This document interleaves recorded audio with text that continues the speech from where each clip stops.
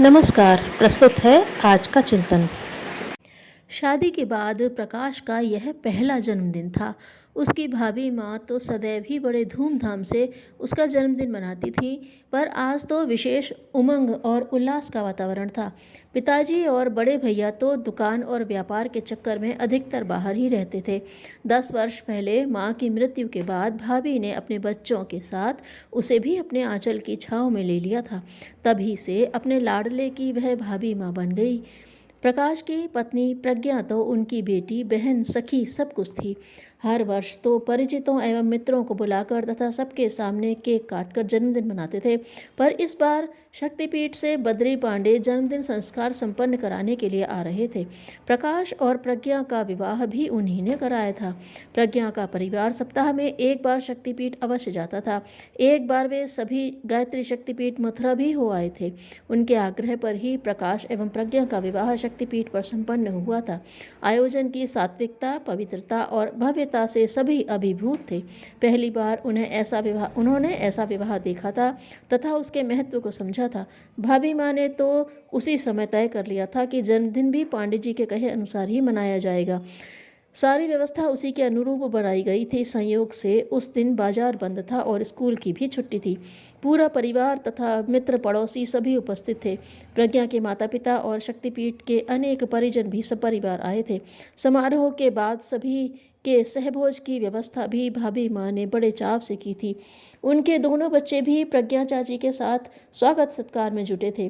पांडे जी ने जन्म दिवस मनाने के महत्व की बड़ी ही सुंदर व्याख्या की तथा मंत्रोच्चार के साथ पंचतत्व पूजन, दीपदान, यज्ञ आदि सभी कर्मकांड संपन्न कराए। अंत में देव दक्षिणा के रूप में एक बुराई छोड़ने तथा एक अच्छाई ग्रहण करने की बात आई। सभी उत्सुक थे कि देखें प्रकाश क्या संकल्प लेते हैं।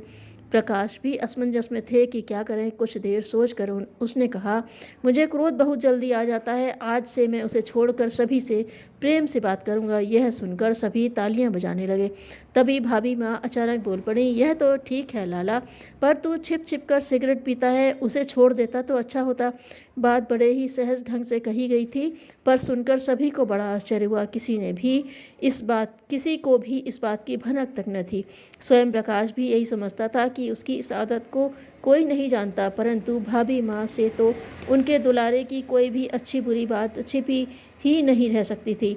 उसने एक बार उनकी ओर देखा, जेब से सिगरेट की डिब्बी निकाली और मसल कर फेंक दी तथा भाभी माँ के पैर पकड़ लिए। सारा घटनाक्रम अचानक ही इतनी तेजी से हुआ कि कोई कुछ समझ ही नहीं सका। लेत चढ़ावत खींचत गाड़े, काहू न लखा देख सब ठाड़े वाली स्थिति हो गई।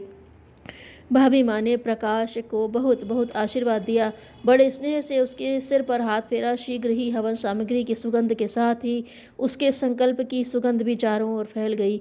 इस बार तालियों की आवाज़ बहुत तेज थी। पांडे जी ने कहा कि इतनी महान देव दक्षिणा पहले किसी ने भी नहीं दी होगी।